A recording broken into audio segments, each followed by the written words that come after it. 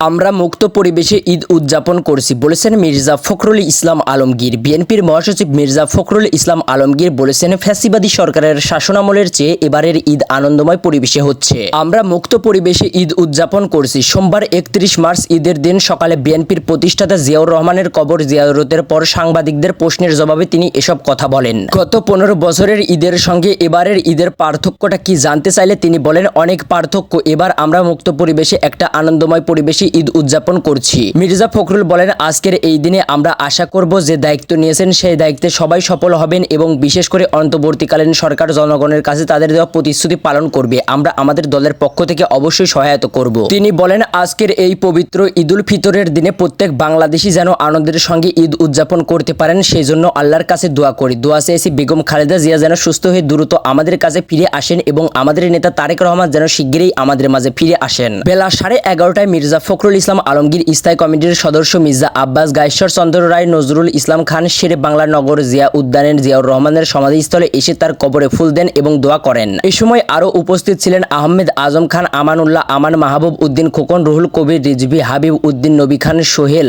Syed Imran Saleh, Prince Mir Sharafat Ali সপুর, Rafiqul Islam, Saiful Alam, নীরব, Mir Newaz Ali, Rafiq Sikdar, S M Jahangir, Aminul হক সহ দলের বিভিন্ন অঙ্গ সংগঠনের নেতাকর্মীরা উপস্থিত ছিলেন।